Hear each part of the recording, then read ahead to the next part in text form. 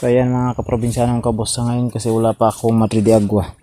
Ito yung Madre de Agua na tanim ko, maliliit pa. Sa ngayon, yung binibigay kong pagkain dun sa mga manok natin para magiging organic. Ito, tingnan nyo kung anong, alam kong kilala nyo yung damo na to. Ayan o. Tawag sa amin ng halaman na yan is buyo-buyo dito sa amin, sa mga Bisaya. So mo ni ato ang organic na pagkaon sa atong mga manok no, mga kaprobinsyanong kabos. Buyo, dahon sa buyo o yellow corn. So saod to atong gibutang kani mga dahon. So wala naman po kamote, nahutda na po ang kamote or talbos ng kamote. So mo na nga so karon gitry ra na ako ni siya nga buyo akong gibutang, gitistingan ako kung mukaon ba.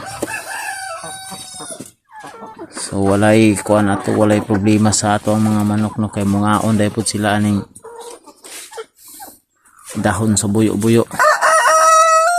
So kadto gusto diha nga mag free range chicken or mga kinulong ninyo diha nga mga manok, pwede ra kay ninyo hatagan og dahon sa buyo. Kay kuan man gud mga kaprobinsyanong kabos, gitistingan ako ni dire og kuan babutang kanang kamunggay, mga dahon sa kamunggay ba. So dili sila mukaon kung dahon sa kamunggay. So naamo to nga akong nahunaan, tistingan ako butang og dahon sa buyo. So wala problema kay kusog pud ay mukaon. Pati ato ang mga Bisaya katong mga native chicken atong gibutang diri apil kaon sad sila sa dahon sa buyo.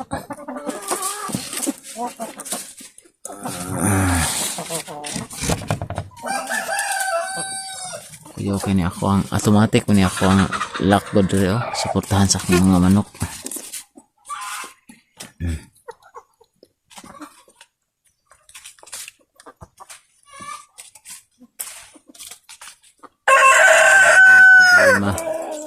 Kaon ra kay sila.